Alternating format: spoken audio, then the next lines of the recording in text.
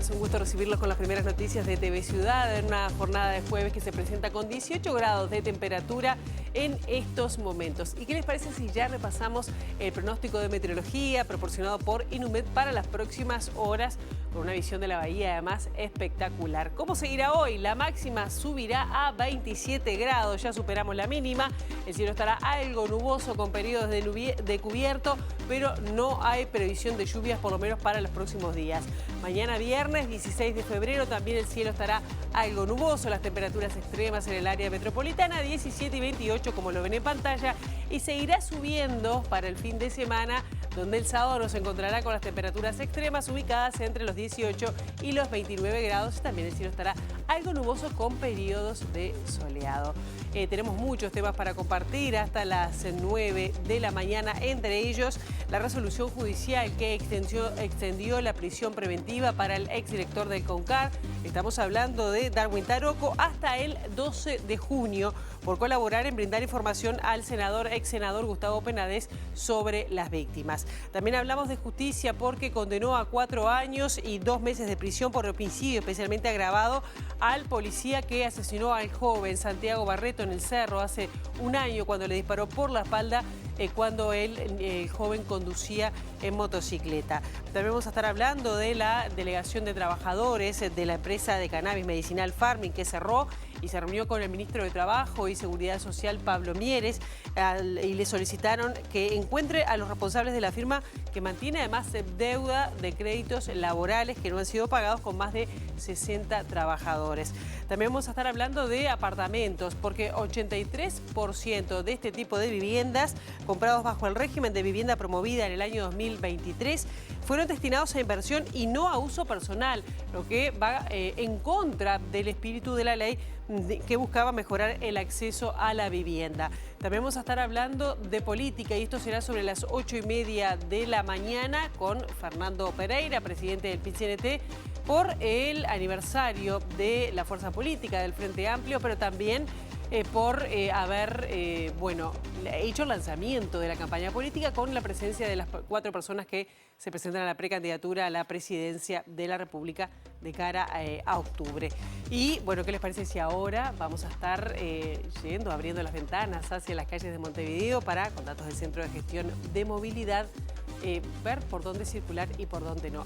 @IMTránsito, @MBD Transporte para seguir la información en tiempo real a través de las redes sociales. ¿Por dónde no circular hoy? Bueno, no se va a poder circular por Alberdi entre Jabre y Córcega y esto va a estar interrumpido hasta el 20 de febrero por trabajos de saneamiento. Pablo de María entre 18 de julio y Colonia hasta las 7:30 de la tarde va a estar cerrado el tránsito. Presidente Lorenzo Valle entre Ciudad de Bahía Blanca y Ricaldoni va a estar cortado hasta las 4 de la tarde. General French está cortado entre Máximo Tajes y Avenida Italia hasta las 4 de la tarde. No se va a poder circular. Bransen entre Joaquín de Saltray y Pablo de María. Esto va hasta las 5 de la tarde y similar Carlos Anaya entre Garibaldi y Ramón y Cajal, también por trabajos de una grúa hasta las 6 de la tarde estará cortada la circulación. Bueno, uno de los temas de esta jornada, al igual que ha sido lo de las últimas horas, tiene que ver con este pago que va a tener que afrontar el Estado uruguayo por el cierre de Pluna, porque el Centro Internacional de Arreglo de Diferencias Relativas a las Inversiones falló contra el Estado uruguayo, que deberá pagar 80 millones de dólares aproximadamente.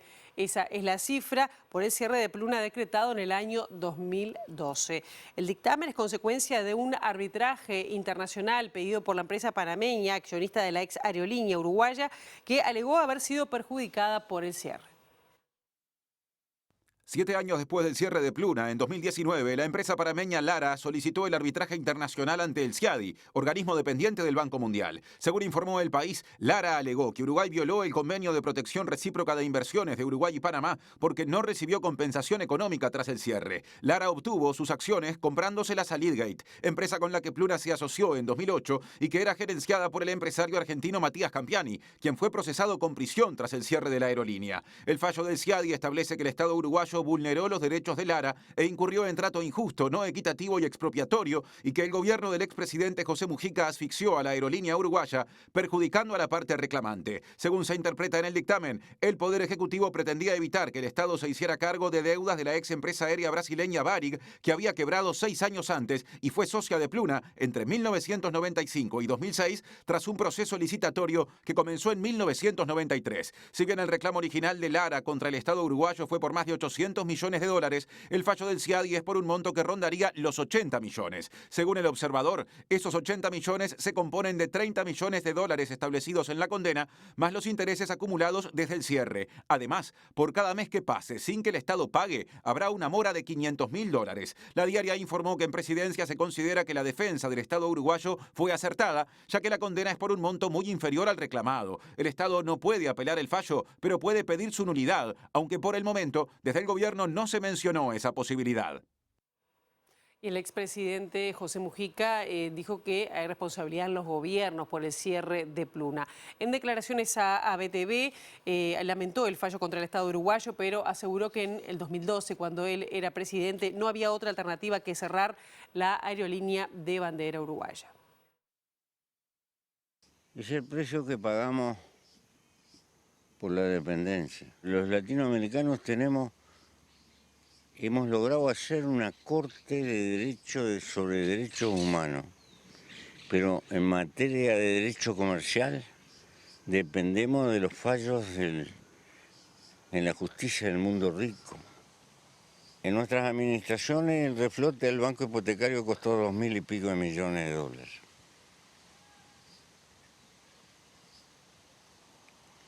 Pero en alguna medida fueron pérdidas públicas que repartieron un beneficio a mucha gente que había comprado viviendas y todo lo demás, acá.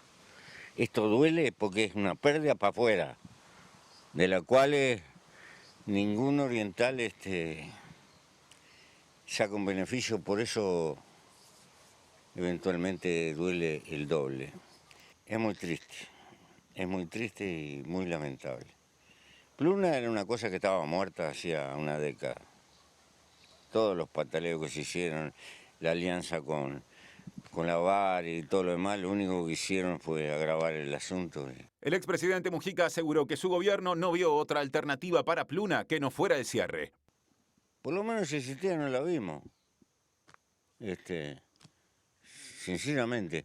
Y los gobiernos son responsables, pero con eso no arreglamos nada, porque es una pérdida de valor para el pueblo uruguayo. El intendente de Colonia, Carlos Moreira, que siendo senador estudió los momentos posteriores al cierre de Pluna, dijo que es una perla más en un largo proceso. Moreira además dijo que el manejo de la aerolínea durante los 7 años transcurridos bajo gobiernos del Frente Amplio generó cientos de millones de dólares de pérdidas.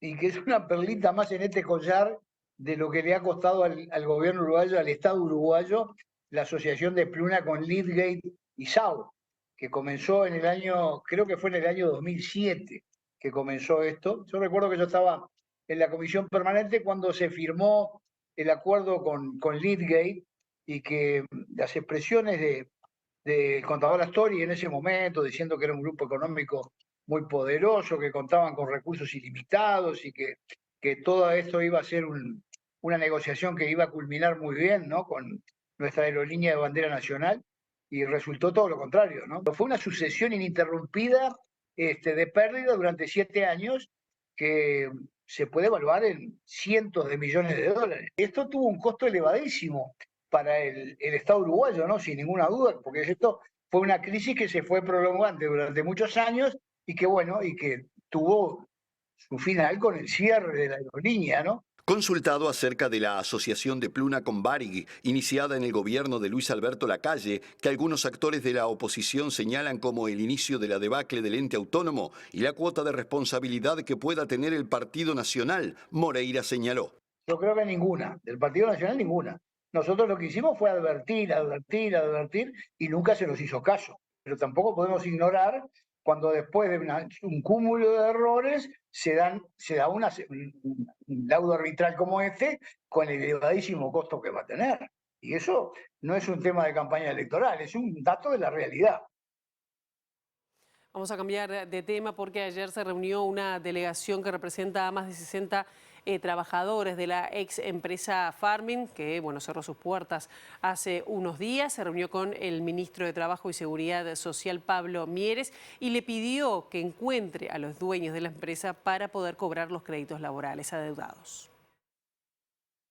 La reunión con el ministro, la verdad, fue bastante positiva porque generó expectativas de que nos van a dar una mano en la investigación, en saber quién es la persona, los responsables de la empresa y hallar para llegar a un juicio o a una solución al respecto. ¿Cómo es la situación de los trabajadores? La situación actual es, estamos sin salario de enero, sin cobrar los créditos, estamos sin cobrar un despido, que se sabe que tenemos que cobrar, y desamparados, porque no se encuentra el responsable, no se encuentra quién hay que cobrarle, entonces seguimos en la misma situación que hace una semana, pero con la ayuda de ahora del ministerio, digamos, con el ministro. ¿No saben a quién reclamarle? No, de momento no aparece nadie. No, apareció Nicolás Bustillo, pero como persona asesor, digamos, no se hizo responsable de la empresa. Los más de 60 empleados se enteraron que estaban despedidos mediante un correo electrónico que les leyó el gerente general y desde entonces no han tenido noticias de los responsables. La justicia prorrogó la prisión preventiva para el exdirector del CONCAR. La fiscal Alicia Guione solicitó esta prórroga de la prisión preventiva de Darwin Taroco, exdirector del CONCAR, que está formalizado en la cárcel de Río Negro por estar al frente de una organización que investigaba posibles víctimas de Penades. La defensa de Taroco está negociando para llegar a un acuerdo abreviado para poder acceder a este acuerdo que le daría beneficios, entre ellos como la disminución de la pena al formalizarlo. El formalizado debe admitir los delitos que se lo señalan. Y seguimos con temas judiciales, esta vez con lo ocurrido hace un año en el Cerro de Montevideo, luego de casi un año del asesinato del joven Santiago Barreto en manos de un policía. Esta tarde la justicia condenó a la gente que le propinó un disparo por la espalda. Fue condenado el policía a 4 años y 2 meses de prisión por homicidio especialmente agravado. En la madrugada del 25 de febrero de 2023, Santiago Barreto, de 26 años, recibió un balazo por la espalda mientras andaba en su moto a escasos metros de la casa de su abuela en el Cerro de Montevideo. Luego de una investigación a cargo de la fiscal de homicidios Adriana Edelman, el policía que asesinó a Barreto fue sentenciado. Acaba de obtener, mediante un proceso abreviado, una condena de 4 años y 2 meses por un homicidio agravado a título de dolo eventual. Esto quiere decir que si bien en este caso el funcionario policial que realizó el disparo no quiso el resultado muerte, o sea, no quiso matar a esta persona, tratándose de un funcionario policial habituado al uso de arma de fuego, debió haberse representado que ese podía ser el desenlace de esta situación. Durante la audiencia, la jueza Blanca Rieiro tomó en consideración el pedido de Fiscalía de incluir el agravante del homicidio por violar el procedimiento policial, intentar camuflar el asesinato y solicitar ayuda a sus superiores para ocultar el hecho. La jueza consideró que el policía había actuado de forma indiferente y egoísta luego de propinar el disparo por la espalda. Y la familia de Santiago Barreto dijo que tuvo que acceder a este juicio abreviado por cansancios, ya que el caso, al ser un policía, el homicida, fue muy complicado. Por su parte, el abogado de la familia opinó que la pena debería haber sido mayor. Es una pena, considero, corta, ¿no?, por tratarse de un homicidio agravado. Destaco sí el trabajo de la Fiscalía, de la doctora Edelman, que trabajó notablemente en este caso, y se basó mucho también en jurisprudencia, ¿no? O sea, en casos no iguales, pero sí similares, en el cual un funcionario policial haya dado muerte a un civil, ¿no? Más o menos los parámetros de la pena andan por ahí. Fue barro desde el principio. O sea, desde un comienzo, desde la muerte de Santiago fue todo barro. Levantaron los casquillos, levantaron la moto, no comunicaron por radio lo que había sucedido, dijeron que habían encontrado a una persona herida. O sea, desde un principio estuvo todo mal hecho. Y nada, o sea, la justicia está hecha para los ricos. Esto fue un caso claro de gatillo fácil, donde a Santiago lo mataron por la espalda y ni siquiera del Ministerio del Interior recibimos una llamada, o sea, no hicieron una conferencia de prensa. Espero que ahora hagan una conferencia de prensa para pedir disculpas, por lo menos. ¿Algo más que quieras decir sobre el legado de Santiago? No, nada, que no sé qué decirte, la verdad, que es muy triste todo lo que está pasando y espero que ninguna familia ni gente inocente vuelva a morir a manos de la policía ni del Estado. Bien, vamos a otros temas, nos vamos al Parlamento, donde el ministro de Transporte y Obras Públicas, José Luis Falero, va a concurrir el próximo miércoles a la Comisión Permanente. Ayer se reunió la bancada del Frente Amplio para preparar esta sesión. Estuvimos analizando hoy, hay temas vinculados, por ejemplo, con el sistema de control de vehículos de carga y de pasajeros, que la actual administración derogó o dejó congelado mediante un decreto al principio de este gobierno el sistema anterior, lo que se conocía como CITRAC, y en 4 años que llevamos no se instaló ningún sistema de control alternativo, más allá que se anunció año a año que lo mismo iba a suceder. Lo que acaba de ocurrir con un camión maderero nos pone nuevamente arriba de la mesa la necesidad que el transporte carretero, que el transporte de cargas, el transporte de pasajeros tenga un control efectivo en todos los aspectos que el mismo debe tener, el financiamiento de las obras que el ministro va a anunciar o que ya realizó, porque tenemos información que la mayoría de ellas van a recaer en su financiamiento y en su pago en el próximo gobierno. Y este es un elemento que nos preocupa. Primero porque tenemos vocación de gobierno, pero aparte creo que debe quedar absolutamente transparente ante la opinión pública qué obras se realizaron, dónde se realizaron, si eran realmente las prioritarias o si se actuó de otra manera y sobre todo cómo se financiaron. El ministro fue convocado por la bancada de la coalición de gobierno y anunció que hablará sobre 2 temas: el resultado del plan de obras del año 2023 y presuntas irregularidades en AFE durante gestiones anteriores.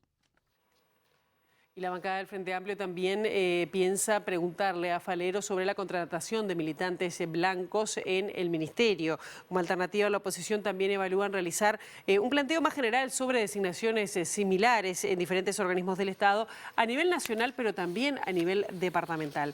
Vamos con otros temas. El subsecretario de Turismo, Remo Monseglio, aseguró que no sabe si va a seguir en su rol a partir del 4 de marzo, cuando cambie el ministro de la cartera. Ese día va a dejar su cargo el ministro Tabaré Viera, quien se va a dedicar a su campaña como precandidato presidencial del Partido Colorado, y el presidente Luis Lacalle Pou deberá decidir cómo se va a conformar la conducción de ese ministerio. Ustedes saben que la coalición determinó algunos ministerios para determinados partidos. En el caso de turismo ha sido siempre un ministro colorado. Yo no le he preguntado al presidente, ni en su momento a Álvaro Delgado, ni al propio Tabaré Viera. Yo estoy para trabajar hasta cuando el presidente quiera. Cuando el ministro cesa, como pasó la primera vez, cesa en el cargo el subsecretario. O sea que yo también estoy esperando que el ministro renuncie. Lo que decía el presidente está bien. Si decide que los 4 años estos ya culminaron la gestión, voy a estar feliz. Y si decide que siga trabajando, lo voy a hacer con el mayor gusto, con lealtad, con mucho esfuerzo y sobre todo con lo que yo creo tener, que es experiencia, una capacidad de muchos años y una voluntad de hierro para salir a promover lo que yo creo que es el mejor país del mundo. Si decide que no continúe más en el cargo, ¿se va a meter de lleno a la campaña? Yo no soy un político de campaña así, pura y dura. Siempre mi perfil ha sido técnico más que nada. De hecho, estoy como técnico acá, puesto por nada menos que por el presidente de la República. A él es al quien no quiero defraudar. Y también van a haber cambios en el Ministerio de Desarrollo Social, que va a ocupar el cargo de Martín Lema, el actual director de gestión territorial de ese ministerio. Estamos hablando de Alejandro Sciarra, cuando el ministro Lema deje su cargo también para dedicarse a la campaña electoral. La información fue confirmada por el diario El País, en base a fuentes del Ejecutivo, que afirmaron que Sciarra es un hombre de confianza de Martín Lema. ¿Qué le parece si dejamos por un momento el tema político y nos vamos a hablar de temas culturales y más que nada de carnaval, pero no carnaval uruguayo, sino carnaval de Venecia? Con este tema recibimos a nuestro compañero Eduardo Delgado. Eduardo, bienvenido, buenos días, ¿cómo estás? Buenos días, Pilar, un gusto. Sí, así es, montones de tablados en todo el departamento con diferentes propuestas carnavaleras, también reflejadas acá en la cámara, en la pantalla de TV Ciudad, pero La Orquesta Filarmónica de Montevideo también comienza su temporada con carnaval, pero con el Carnaval de Venecia, con una especie de homenaje a ese carnaval que será el 20 y 21 de febrero en el Teatro Solís. Un espectáculo por fuera de lo habitual, ¿no?, de lo que hace este elenco sinfónico, que llega por segunda vez, ya se había hecho el año pasado, pero con muchos cambios para esta jornada. Ellos lo definen como un espectáculo de música, de color, que recrea la tradicional fiesta, ¿no?, veneciana. Incluirá trajes típicos, máscaras, exactamente, antifaces. Esto en el marco de, como decíamos, un programa musical muy renovado que incluye Rossini, Sullivan, Salieri y, por supuesto, Vivaldi. El festejo empieza a las 20 horas en la explanada del Teatro Solís. Allí va a haber un elenco de actores con trajes y máscaras alusivas al Carnaval de Venecia, que el año pasado generaron que fueran miles de personas ahí a la explanada, que además está cerrada en todos los alrededores. Ellos desfilan por ahí, hacen fotos con la gente que va al concierto y además justamente hay gente que invitan a que la gente vaya con máscaras alusivas al Festival de Venecia, así que se genera toda una movida muy particular allí afuera del teatro, en la explanada, a los que se suman algunos integrantes de la propia Orquesta Filarmónica que dan como un marco sonoro a ese momento tan particular. Y a las 21, en la sala principal del Teatro Solís, es que empieza este concierto. Ellos definen que es un espectáculo deslumbrante, no solo en lo sonoro, sino también en lo visual. Por eso tiene un gran despliegue. Martín García, director de la Orquesta Filarmónica de Montevideo, nos cuenta un poco de este espectáculo. Es un concepto que lo comenzamos el año pasado, en el Carnaval 2023. El concepto es el mismo, pero el espectáculo es otro, porque la música que vamos a tocar es diferente de la que tocamos el año pasado. De hecho, la gente que vino el año pasado y que lo disfrutó, debería volver porque va a haber otra cosa completamente distinta, si bien con el mismo concepto, que es recrear, o más bien divertirnos un poco con la idea del carnaval veneciano. Por un lado, por la riqueza musical que Italia ofrece, que Venecia ofrece, y además por la inspiración que Venecia fue para tantos compositores. Pero además hay todo un despliegue visual en torno al espectáculo, tanto en la sala del teatro como en la explanada del Teatro Solís, abierta a todo el mundo, a todo aquel que se quiera acercar.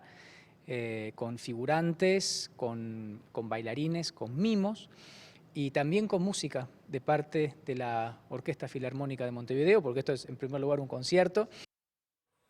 Bueno, vale la aclaración, pero qué lindo ver además esas diferencias entre el carnaval local y el carnaval de Venecia, porque hay muchas cosas que lo unen y otras que lo diferencian. Sin duda, y además, bueno, es uno de los carnavales históricos del mundo, ¿no? Junto al de Montevideo también, que es otro. Bueno, el de Cádiz, obviamente, que es como también una especie de precursor de lo que es la fiesta del carnaval en Uruguay. Pero es tan ecléctico, tan variada la actividad de la Orquesta Filarmónica que poquitos días después, el 28 de febrero, también en el Teatro Solís, la Filarmónica participa de un concierto que es un homenaje al grupo Siddhartha, que es una banda legendaria uruguaya de jazz rock de los 80 y los 90.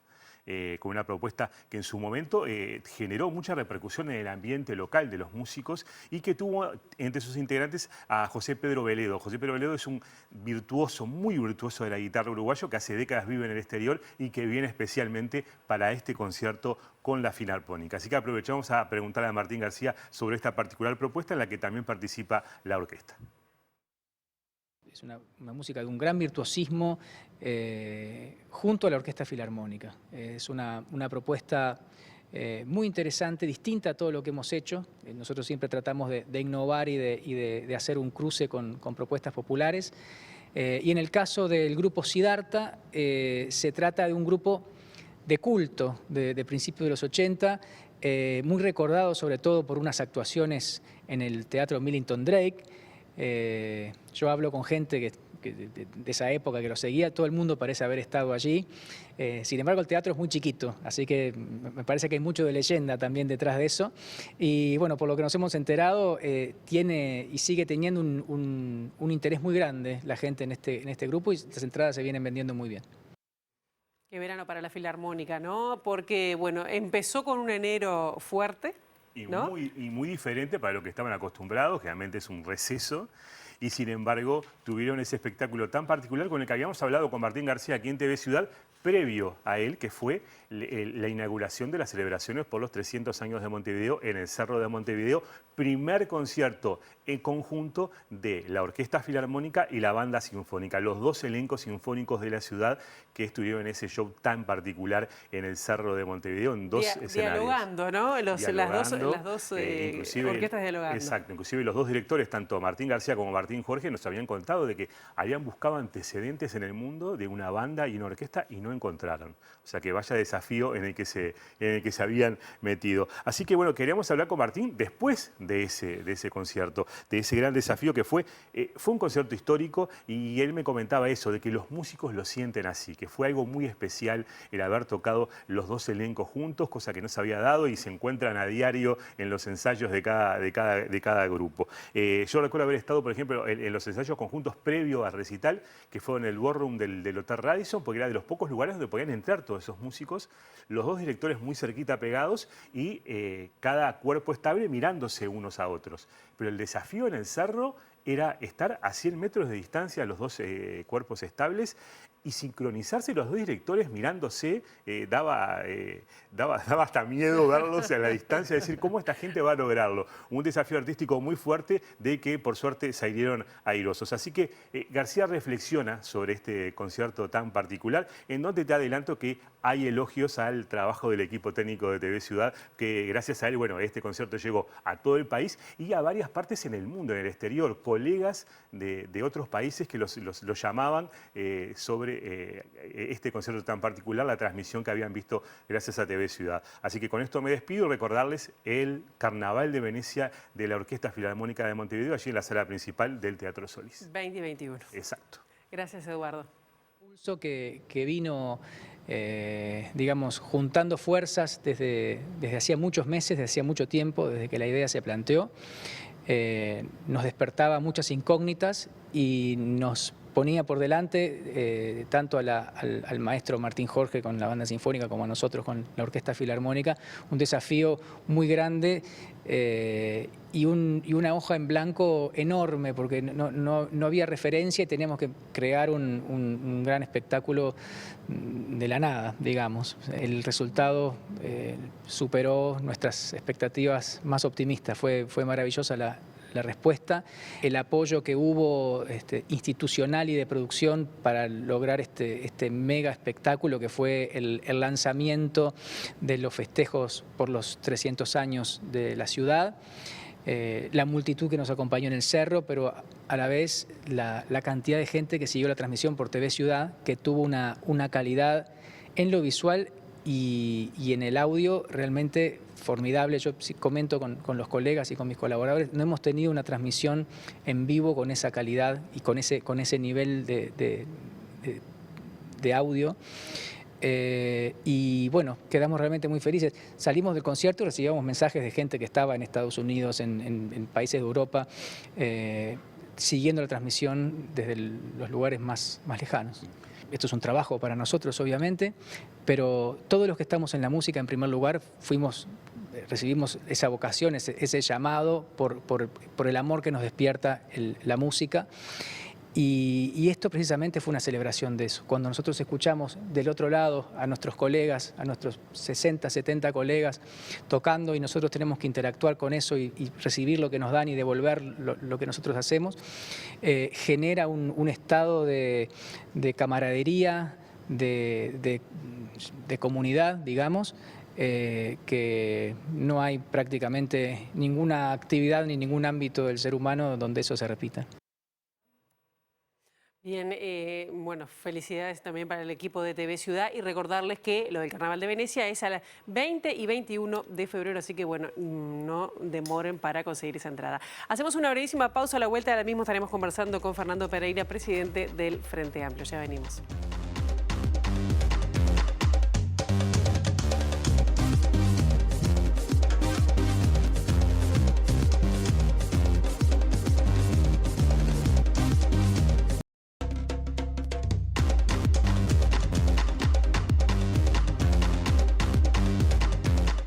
Este domingo se hizo un gran acto en La Paloma, departamento de Rocha, por el 53 aniversario del Frente Amplio, que marcó también el inicio de la campaña hacia las internas y teniendo como horizonte también las elecciones generales del mes de octubre. Por este tema estamos recibiendo con muchísimo gusto a Fernando Pereira, presidente del Frente Amplio. Un gusto recibirte esta mañana. Un enorme placer como siempre. Bien. ¿Cómo se vivió este aniversario en el marco del comienzo de una campaña que, viene siendo relativamente, no sé si dura es la palabra, pero con muchos desafíos por delante en la oposición, con la oposición, pero también en la interna? Una palabra que se repitió mucho es unidad. ¿Ese va a ser el tono a la interna con los 4 precandidatos? Bueno, para ganar una elección como la que se viene se necesita, además de unidad, generosidad y amplitud. Nosotros estamos saliendo a buscar uruguayos que en la elección anterior votaron a Cabildo Abierto o al Partido Colorado o al Partido Nacional. Y en buena medida, de acuerdo a lo que marcan las encuestas, lo estamos logrando. Esto significa que no hay que seguir, al contrario, hay que seguir con mayor niveles de unidad, con mayor niveles de amplitud. Eso no quiere decir no mostrar la diversidad, no mostrar la amplitud del Frente Amplio. El Frente Amplio, ¿cómo se construye en el 71? Con la convocatoria de hombres y mujeres de buena voluntad a construir un espacio donde colocar a la justicia social, la libertad, los valores democráticos en el centro de la escena política. En ese discurso... Y en ese tiempo pasaron para el Frente Amplio tormentas y tormentos. Y pasamos la dictadura con tormentas y con muchos tormentos. Historias de resistencia, como ahora ha contado Luis Garibaldi en Vidas de Resistencia, un libro precioso porque son una cantidad de relatos de la resistencia a la dictadura. Sí. Pero luego nos tocó... hablando de estos temas. Sí, luego nos tocó gobernar. Y durante 15 años gobernamos haciendo crecer al país, distribuyendo de mejor manera, generando mejores condiciones para la población, dando derechos a los trabajadores, generando enormes condiciones para los jubilados, dando beneficios para las mujeres trabajadoras que no llegaban a los años de trabajo, y también nos tocó cambiar el país, y lo cambiamos. Claro, pero en el discurso del domingo, se dijo que estos 5 años les sirvieron para volver a tomar contacto con la gente. Totalmente. Estuvieron alejados. Y pasa. El gobierno muchas veces termina absorbiendo a la fuerza política, al partido político. El partido político no termina accionando en territorio. Y es ahí donde Sereni decía, el Frente Amplio nace del pueblo y se nutre del pueblo. Si uno no se nutre del pueblo, pierde contacto con él. Si gobierna para el pueblo, pero sin el pueblo, ese contacto se pierde. En este año y medio, un poco más de un año y medio, hemos visitado por lo menos cada departamento en 5 oportunidades. Hemos visitado 303 localidades. ¿Y qué le dijo la gente? Muchas cosas. Lo primero es que el gobierno no cumplió con lo que les prometió.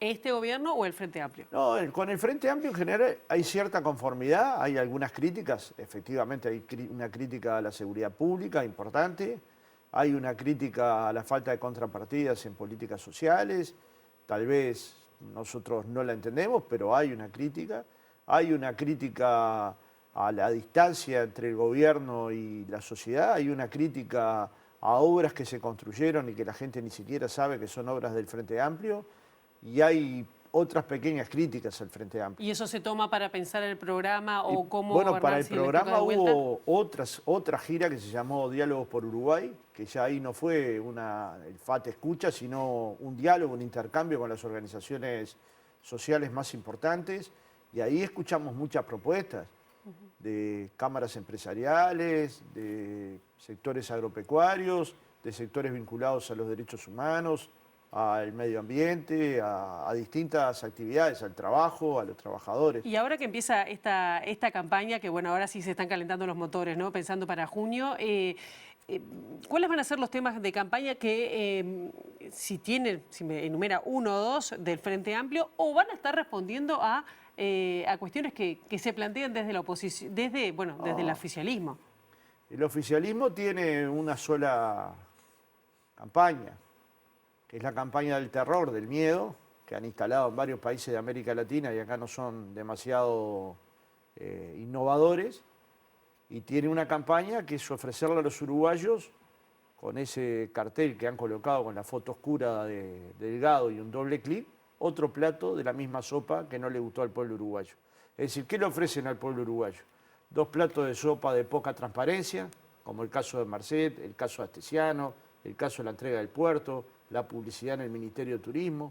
Le ofrecen congelamiento de los salarios, inclusive pérdida entre el año 2019 y el año 2022, que llegó en muchos sectores de actividad a 45 jornales, congelamiento de las jubilaciones mínimas. ¿Y esos van a ser temas del Frente Amplio? Porque pienso ahora en temas que han surgido en esta misma semana. El caso Venezuela. Va a tomar, pensando que además son 4 precandidatos que han tenido ciertos matices al expresarse en los medios de comunicación. No, pero usted piensa que usted y yo, o Delgado y los precandidatos que le van a firmar la nota, ¿somos quienes vamos a decidir el destino de Venezuela? Los precandidatos del Frente Amplio van a firmar esa nota que propone No, nosotros no vamos Delgado. a entrar en ese juego porque no puede ser que el Partido Nacional, particularmente el gobierno, se preocupe de Venezuela cuando hay campaña electoral. Porque es el mismo gobierno que cuando empezó el gobierno. ¿Qué sucedió para que este gobierno, que consideraba al gobierno de Venezuela un gobierno autoritario, nombrara un embajador político en Venezuela? No es que nombró cualquier embajador, nombró un embajador con vasta trayectoria nacional, con reconocimiento de todos los partidos políticos, que fue intendente de Tacuarembó en varias oportunidades. Entonces, no es que no tomó una decisión política, tomó una decisión política. Y durante casi 3 años, o 2 años y medio, se mantuvo callado. De Guaidó ya no habla nadie en el Uruguay, nadie. En un momento lo declararon presidente. Entonces, han hecho tantas barbaridades sobre Venezuela que ya es como el tren fantasma, lo tuvieron que sacar porque nadie entraba, porque ya nadie se asusta de los fantasmas que agitan, ¿no? Y hay otros temas que van a estar planteados en las elecciones. Eso no quiere decir que Venezuela no tenga problemas. Tiene problemas de fortaleza democrática. ¿Cómo los tiene Guatemala, que no podía asumir Arévalo? ¿Cómo los tuvo Brasil, cuando impidieron que Lula se presentara en la elección y le hicieron un impeachment a Dilma Rousseff?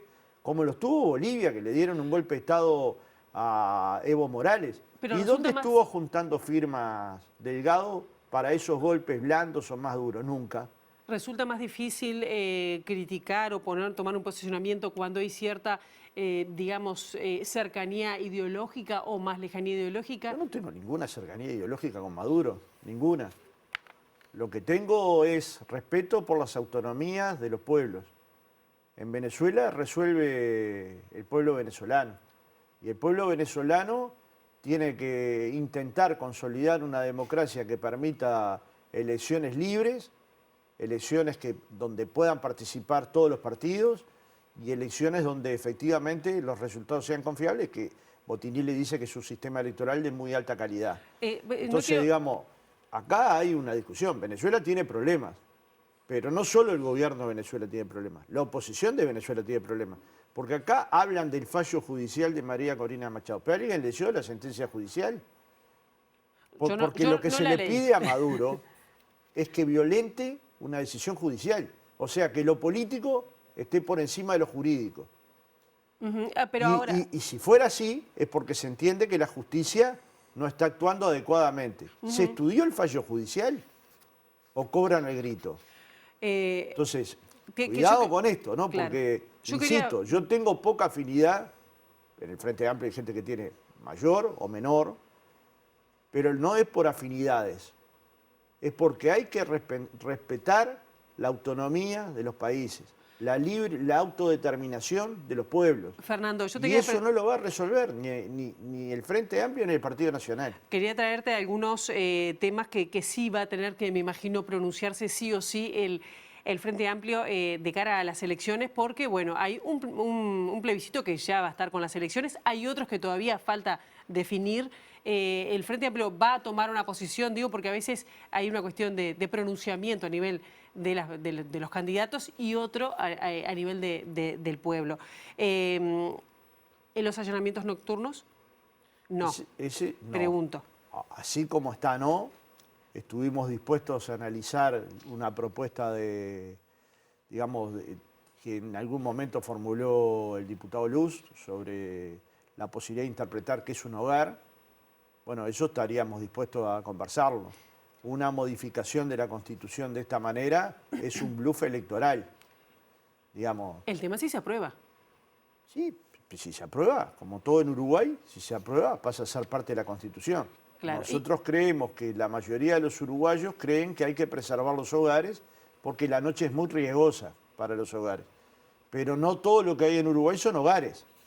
Entonces, si el tema es analizar y mirar con atención y con cuidado cómo legislar en la materia, perfecto, para garantizar más seguridad.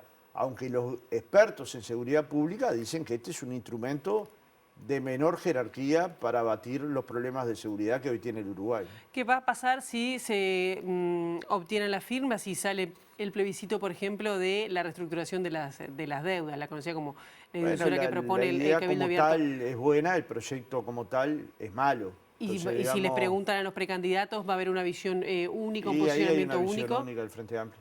de apoyarlo No, en no. caso de que salga? No. Nosotros estamos dispuestos a votar un proyecto de ley, de hecho hay uno en el Parlamento que se está discutiendo, que es de mejor calidad que la propuesta plebiscitaria de Cabildo.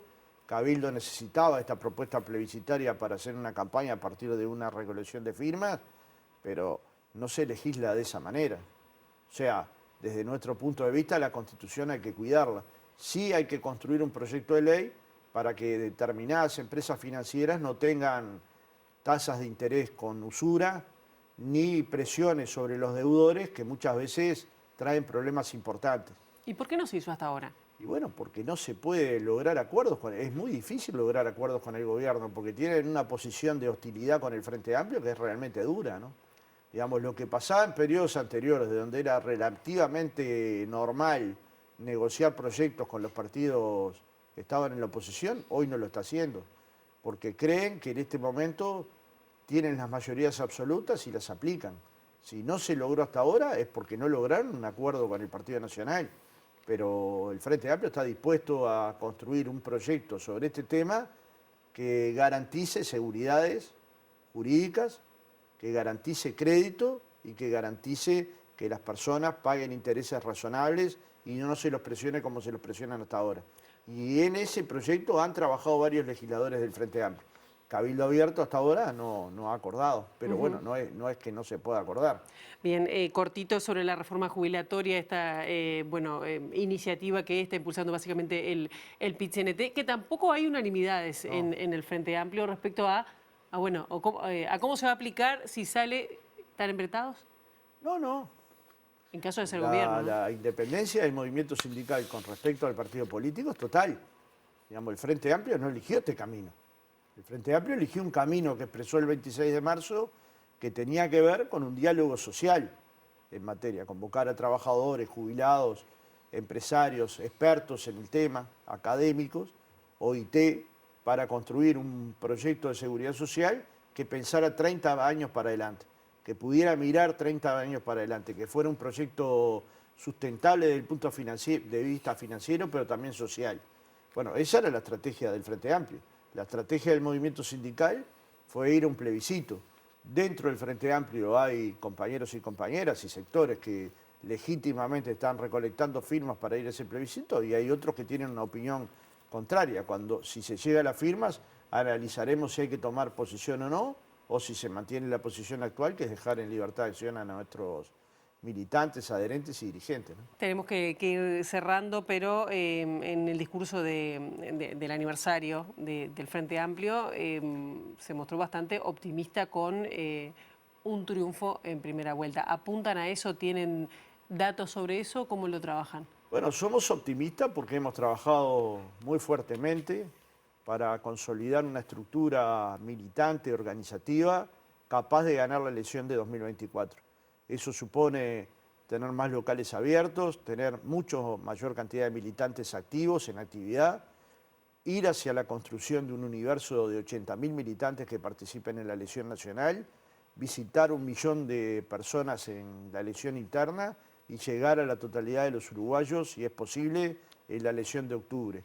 Y luego hay una serie de encuestas, pero no una encuesta, una serie larga de encuestas que muestran el Frente Amplio entre 42 y 45% de intención de voto, y hemos hecho estudios cualitativos que muestran que entre 6 y 9% de los votos indecisos son votos en los que el Frente Amplio puede competir, puede ganarlos, de forma tal de que tenemos un optimismo realista, de que si hacemos un trabajo adecuado, si hablamos con la gente, si hacemos las propuestas que tenemos que hacer, porque ahora empieza una etapa de propuestas. Sin importar quién esté al frente de la fórmula. Pero la fórmula la elige el pueblo uruguayo. El pueblo uruguayo en la elección interna va a decidir cuál es el candidato o la candidata que va a encabezar la fórmula presidencial y cuál es la fórmula. Tenemos algunas cuestiones ya adelantadas. Los 4 candidatos han aceptado, en el caso de que no sean el candidato o la candidata ganadora, ser candidato a vicepresidente. O vicepresidenta. Hemos decidido que sea una fórmula paritaria y hemos decidido que la mesa política la iba a elegir la misma noche de la elección interna. Con lo cual tenemos esa misma noche, camino adelantado. En junio, quedaría definido la integración de la fórmula. Y detrás de la fórmula tiene que haber una gran fila india, del tamaño que le dije, de 80.000 o más militantes, visitando los hogares de los uruguayos y dando argumentos. Tenemos las condiciones objetivas para ganar la elección, pero la elección no es hoy. Eso es lo que nos dicen las encuestas hoy. Nosotros tenemos que lograr que esto se mantenga en octubre del año que viene e incluso crezca, porque estamos convencidos que los uruguayos no quieren 5 años más de gobiernos de este tipo. No quieren gobiernos que rompan los expedientes, no quieren gobiernos que pidan que se pierda un celular. Y hay riesgo por el caso, y acá tenemos que ya cerrar lo que me están diciendo, que casos como situaciones como las de Pluna que se está planteando puede poner en riesgo no, la gente no es... ¿La carrera del Frente Amplio? La gente no va a la velocidad de Delgado ni a la ansiedad de Delgado, la gente analiza los temas. Uruguay tuvo problemas con Pluna desde la asociación con Bari, y de hecho, de esa asociación, Uruguay perdió 150 millones de dólares. En este juicio, en el que nadie todavía leyó la sentencia, salen a decir los horrores que hay sobre la sentencia, sin haberlo leído. Pero el juicio era de 800 millones, por distintas causas.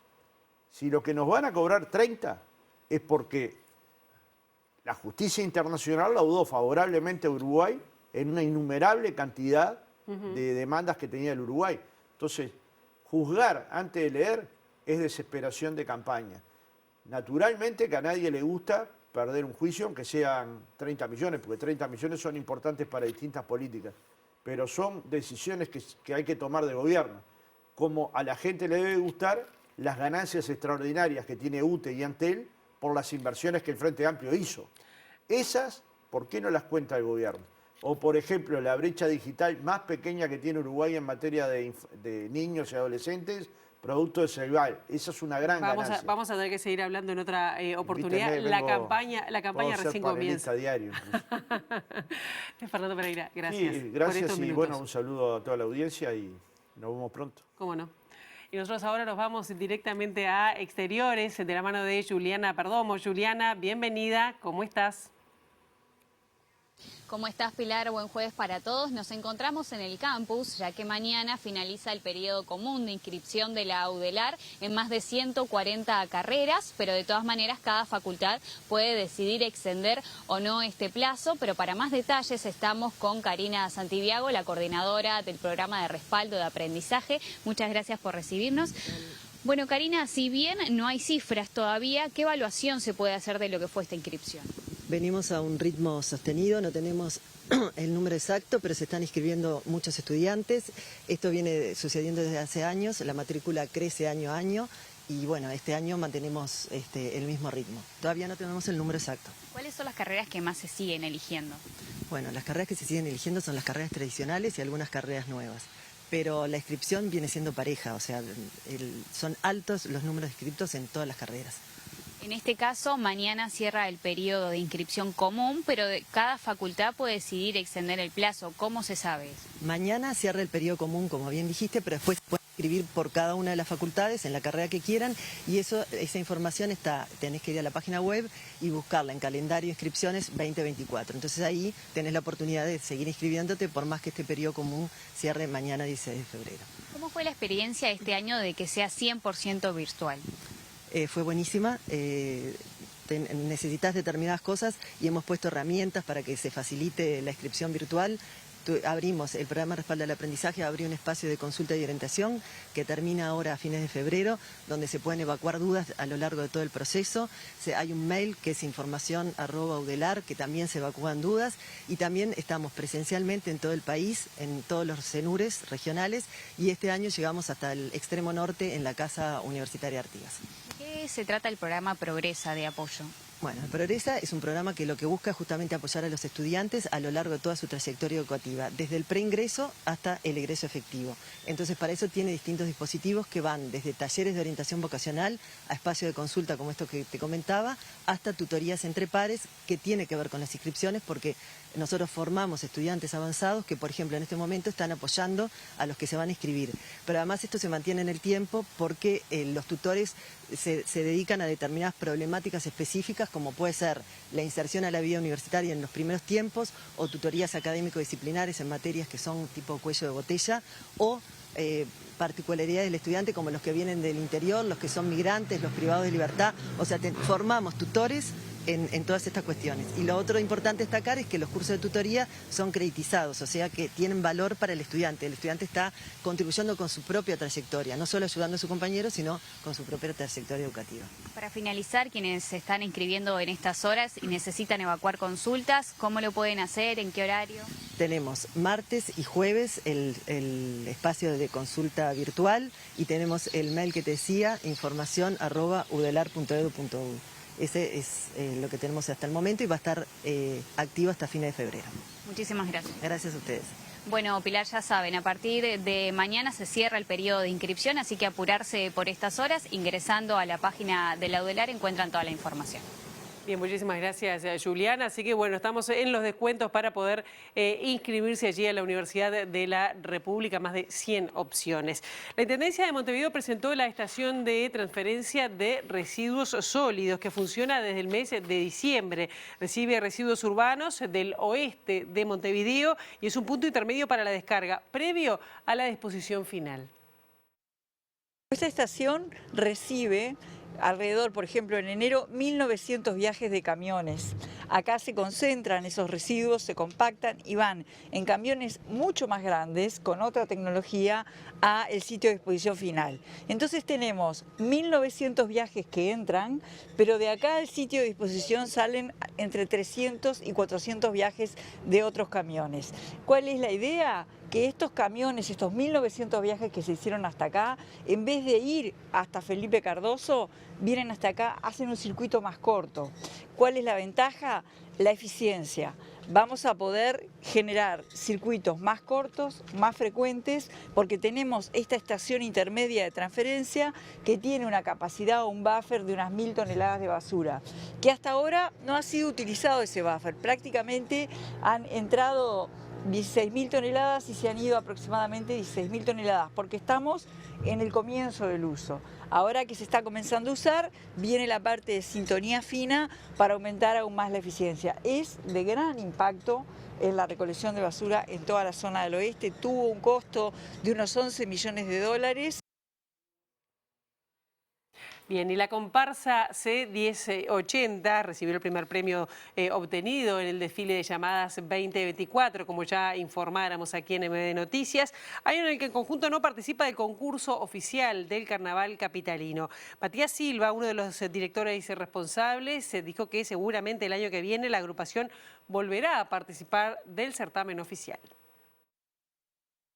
1978 puntos, 1978 el año de demolición del conventillo Medio Mundo, 25 años de 40-80, 300 años de Montevideo. Creemos que fue todo un año mágico, el cual llevó mucho esfuerzo, desde junio trabajando con la cuerda de tambores, trabajando con el cuerpo de baile, desde septiembre, octubre recorriendo todos los barrios en las mini llamadas para apoyar al resto de las comparsas, y con el sueño de presentarnos en Isla de Flores de la mejor manera.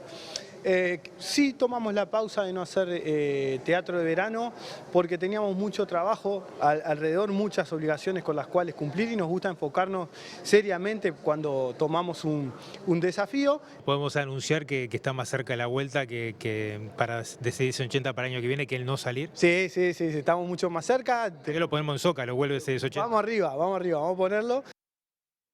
Bueno, vamos a ver qué pasa entonces el año que viene. Y aquí llegamos al final de esta primera edición de MD Noticias. Quedan en compañía de Ciudad Viva. La actualización informativa 13:30-19 y nosotros volvemos mañana con el gusto de siempre a partir de las 8 en punto. Pasen muy bien, buena jornada.